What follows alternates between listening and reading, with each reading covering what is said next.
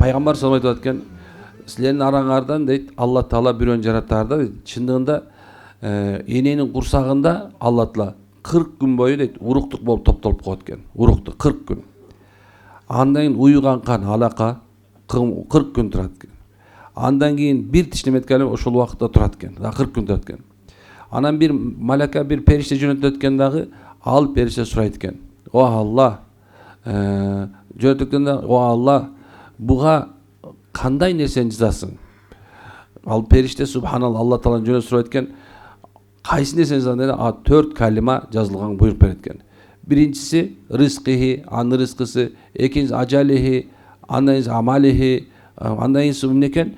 Бул мында шакин ва саидун дейт. О Алла, буга кайсы нерсени бересиң dedi? Мунун рызкысы кандай болот, ажалы кандай болот, кандай иш аракеттерди кылат, бактылуу болобу же бактысыз болот экен. Алла Таала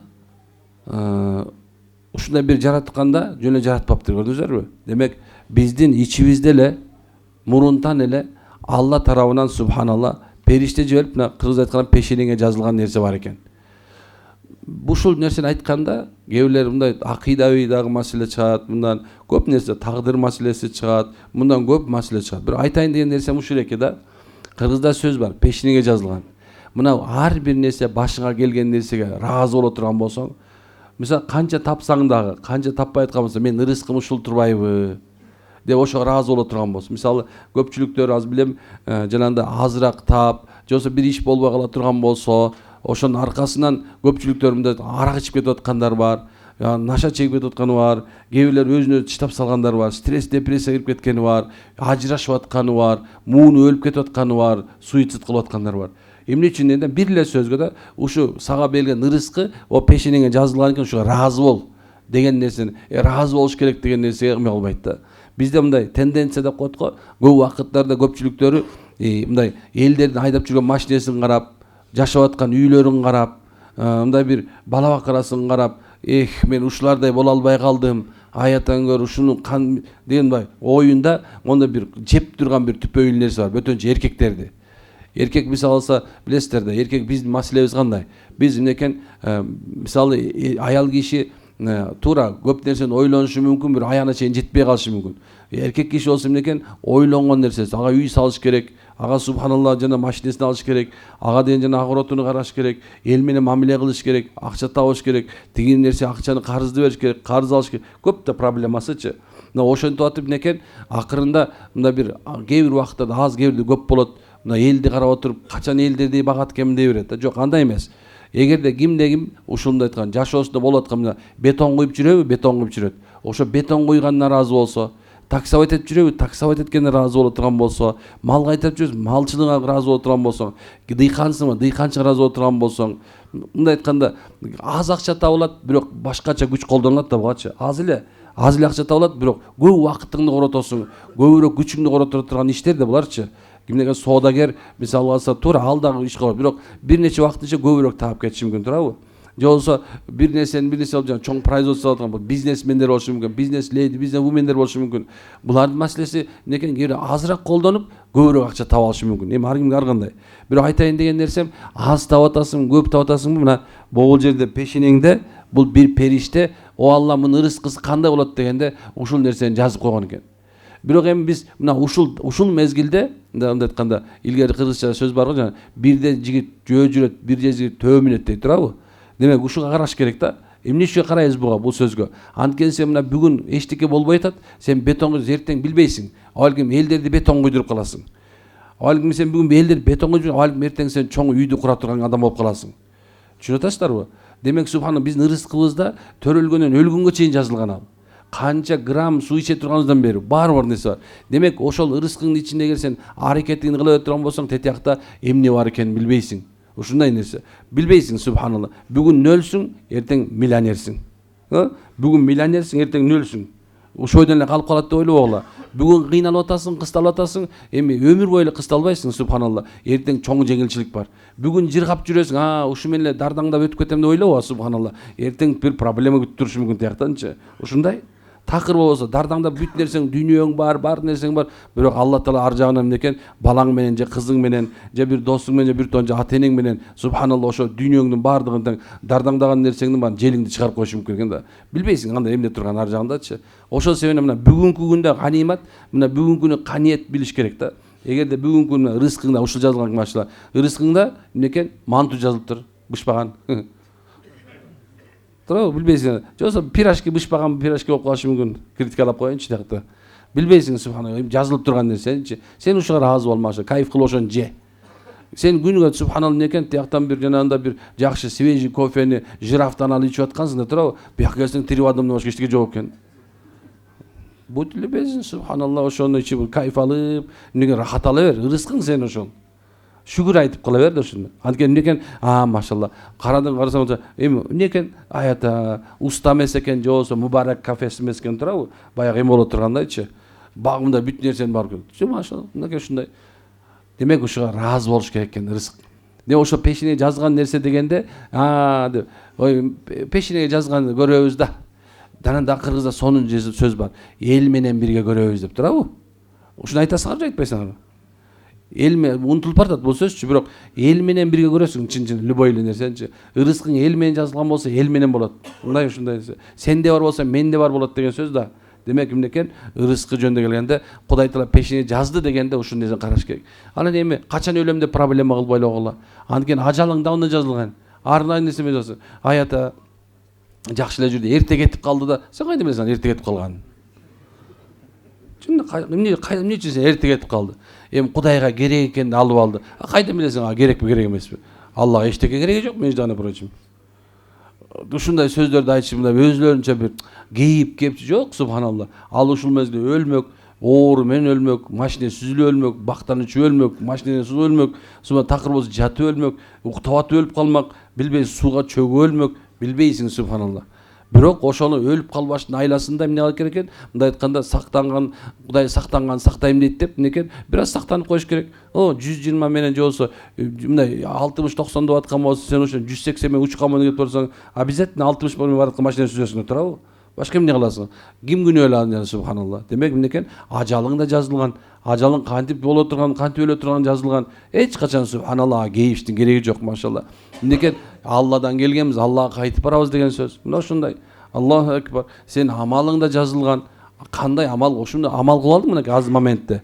Кандай амал кылдың? Мына ушул нерсеси эмне экен? Сенин пешенеңе жазылган нерсе. Бирок көп убакыттарда адамдар ушул нерсени туура эмес түшүнүп алышыбыз мүмкүн экен да.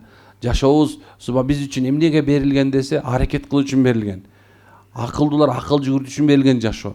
Кимде эми жашоосунда кимде акыл жүгүртпөгөн болсо, бат эле сынып жок болот, билесиңерби? Байлык берилген болсо, байлыгыны ойлоп, мындай ойлонуп коюшу керек. Анткени бүгүн байсың, эртең кедейлик бар. Уламалар айтат, пайгамбарыбыздын хадисинде 5 нерсени алдын бил деп айтат. Биринчиси карырдан мурда жаштыгыңды ойло дейт. Карып калардан мурда жаштыгыңды ойло дейт.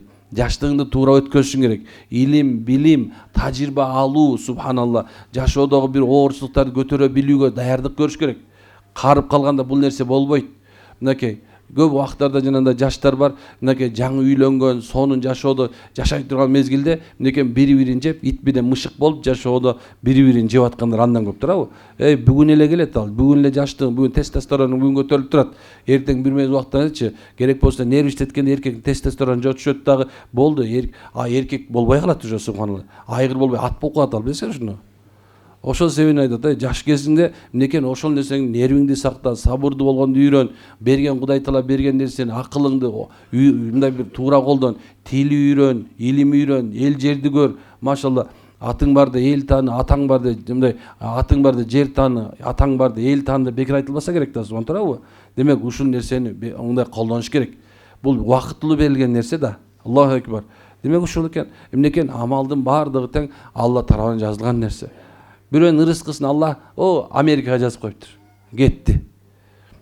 Бирөөнүкү эмнекен Америка барбай эле, мына бул жерден эле Америкада канча иштеп жүргөн бул жерден эле эмнекен ошондой эле үй алып, ошондой эле мал алып, ошондой эле жер алып дегенде бүт нерсе кыла берет экен. Бирөө болсо тияка барып туруп жей турганы бир гамбургер болушу мүмкүн экен да, ошо гамбургер үчүн барат экен да, болду.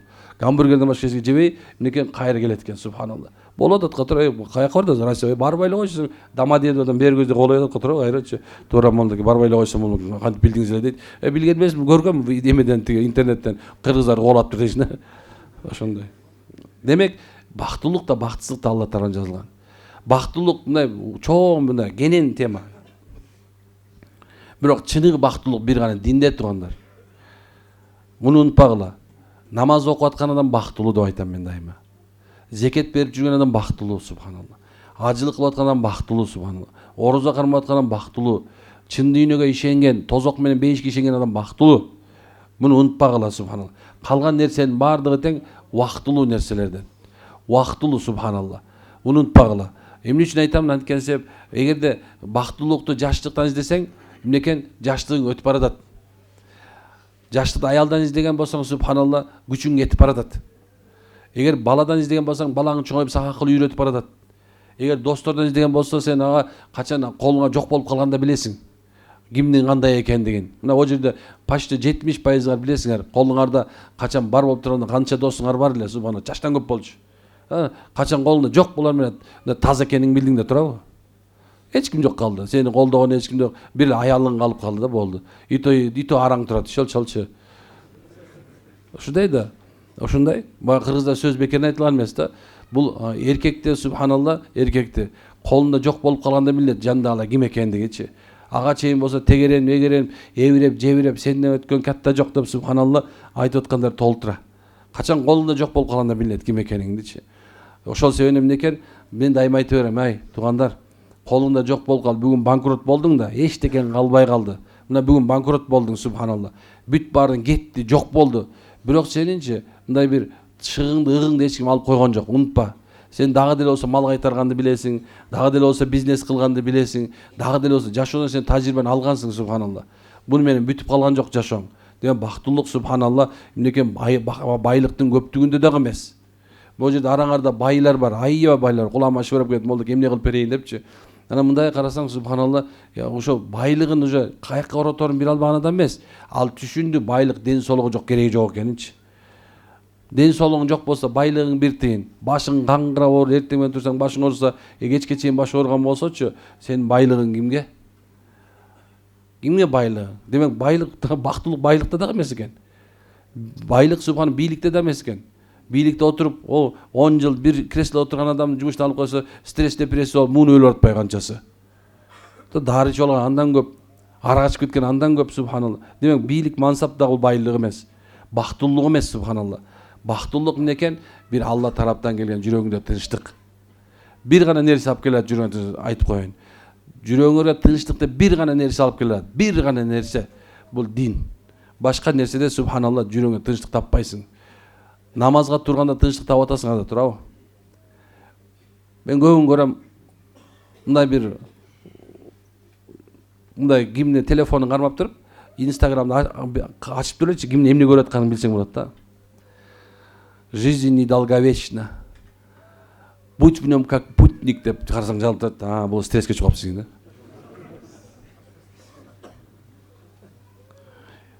Мен билем, сен жалгызсың, бирок жетпеді, бул влюбленный стресс экен дейсиң да. Уже буну билип койсоң болот, ким эмне көрүп аткан болсочу. Жалаң эле сулуу кыздар көрүп аткан болсо, экинчи айлайын деп калыптырчу. Ушундай нерсе. Жалаң эле стрип, трицепти, стрепси көрүп калган болсо аял киши, чото күйөөсүнүн курсагы чоң экен деп койсун. Бардыгы тең, субханалла, эмнеге өзүнүн бу эмоционалдык состояниясын дагы көрөт. Телефонда ошону искусственный интеллект ушунда билет азырчы. Эмнени көп көрсөң ошону чыгарат да. Караңыз канчалык деңгээлде. Сен кимсиң, мисалы, эмне үчүн, эмнени көрүп атасың? Кайсы бактылыкты көздөп баратасың? Жакшылап ойлонушуң керек бул нерсени. Жакшылап ойлонуш керек. Акыл ошон үчүн берилген. Тиктеп туруш үчүн берилген эмес акыл. Акыл, субханалла, ойлонуш үчүн берилген. Ошо сен ушул жерге келгенде бир аз ойлоно ал, машалла. Алла пешинеге жазган болсо, бирок бактысыз болуп аткан нерсең болсо түбөлүк жазылган жок. Бүгүн Алла бир нерсе менен кыйнаган болсо, демек ошол нерсе менен сени сүйүнтөт кайра. Унутпагыла. Алла Таала ушундай зат. Бул дүйнө бизге бүт эле сыноо үчүн келинген иш. Бүт сыноо үчүн. Керек болсо башыңда сыноо экен го. Башыңда сыноо субханалла. Чачың түшүп калса стресс болот атпайсыңбы? Пересадка кылып атпайсыңарбы? Кандай турабы? Башыңда чачың түшүп калса да стресс субханалла. Азыр мисалы чачыңарды мисалы лысый алып коя турган болсок, кээ бирлерге ошон үчүн стресс болуп, кепканы баса кийип, мында ар жак монун деле өзүнчө бир жана эмеге дискомфортко өткөрөт да. Эмне үчүн дегенде, бир эле нерсе чачын алып койду да. Болосо өмүр бою эле чачты алып чоңойгонбуз да. Пайгамбарыбыз болсо чачыңарды толук алла же болсо өстүргүлө деген. Биз болсо деген жартысы өстүк, жартысы жок субханалла. Ушундай. Кээ бирлерге чачын ак түшүп калса да проблема. Ушундай бир мындай бактысыз болуп атат. Нерселер менен адамдар бактылуу болот. Бактылык деген эмне? Бактылык деген убактылуу болбойт. Бактылык түбөлүктүү болот. Ошон себептен динде айтабыз. Дин бул дүйнөдө бактылуу болот, ахиретте да бактылуу болот.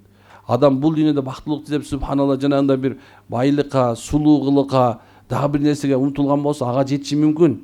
Бирок анын акырында субхана бир нерсе бар.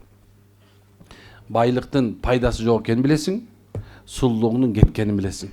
Ошондой себептен машалла туугандар, пешенеге жазылганды көрөт бекенбиз? Пешенеге жазылган нерсени көрөбүз деген түшүндүкпү?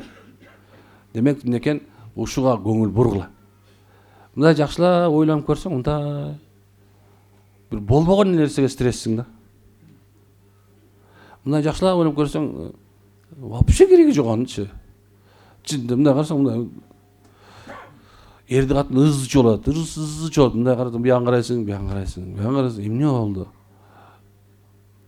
Эмне болду десең, мындай молдоке түшүндүрүп бере албайм дейт да. Уже кереги жок нерсе экенин билесиң, болду. Түшүндүрүп бере албайчу эле болду уже. Ошондо болор болду, кыч устаганды дейт. Демек, кээ бир нерсеге көңүл бурбай эле коелучу, машалла. Көз жумуп эле кое береличи. Мындай жашоо сериал кылбай эле коелучу. Бир проблеманы онча чоңойтуп бир серия кылып ийишет го. Мындай о Хосе, о Мосе деп атыш эле карасаң эле бир серия өтүп калат. Бир жашоодо ушундай кылып алгандар бар да. Андай эмес. Кыргызча эле жашайлычы. Ата бабабыз жашап келгендей эле жашайлычы, кадимгидей эле, ордордубуз менен эле субханалла.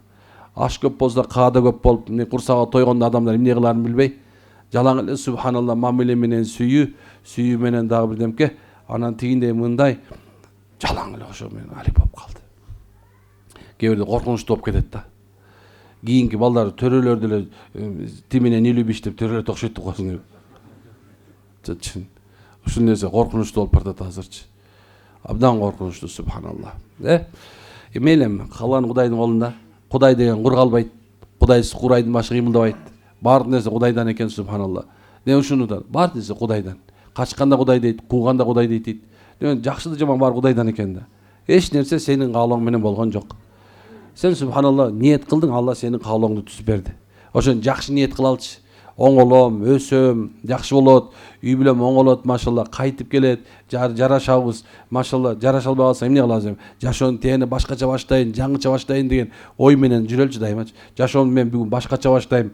Менин жашоом бүтүп калган жок муну менен. Менин жашоом башкача болуш керек. Кандай жашоо кылышыбыз керек? Пайгамбарыбыз менен Айша энебиздикиндей, пайгамбар менен Хадижа энебиздикиндей, машалла, чыныгы момундукундай турабы? Алла көрсөткөндөй, пайгамбар көрсөткөндөй жашоону алып келем жашоомо. Ушундай бир жашоо менен жашайм деген ниетте болочу. Эгер ошондой келбей аткан болсо, сен баштай бер биринчи. Бири-бириңерди күнөөлөбөй эле койгулачы. Аял болсо эркекти, эркек болсо аялын күнөөлөп, зачем?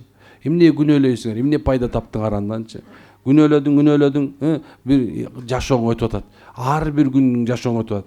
Жашоо өткөн сайын субханалла, бүгүнкү күн башкача күн да. Эртең такыр мындай болбойт, унутпагыла.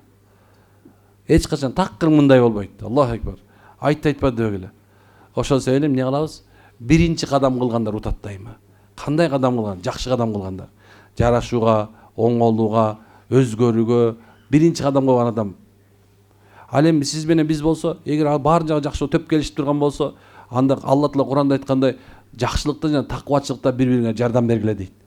Жакшылыкта субхана жардам берели бири-бирибизге. Колунда мүмкүнчүлүк болуп турабы? Мейли тыйым менен, мейли күч менен, мейли тил менен, машалла, жакшылыкка чакырып коелу. Жакшылыкка жардам берели.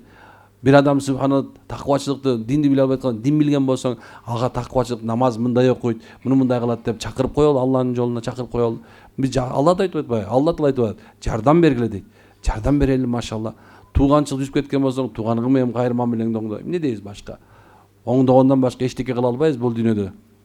Оңдоп отуруп, субханалла, акырыбыз өзү оңолобуз. Оңдоп отуруп, ошо акырында субхан өзүбүз оңолобуз, унутпаңыздар.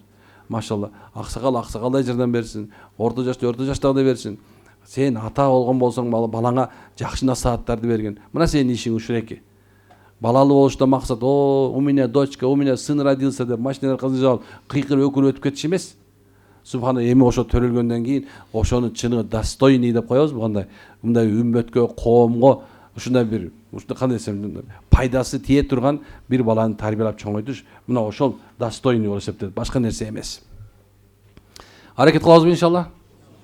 Аллахым разы болсун, бизден кечирип койсун. Амин. Субхану хамдешла анта астагфирука ва атубу илейк. Аллахумма салли ва саллим барик алейх. Аллахым баары ушул айтылган маселе амал кылышка тоофик бергин. Сен жазган тагдырга ыраазы болушка насип кылгын. Сен жазган тагдырга ыраазы болушка насип кылгын. Алла, сен жазган тагдырга ыраазы болушка бизге насип кылгын. Аллахумма гфир вархам анта хайр рахим.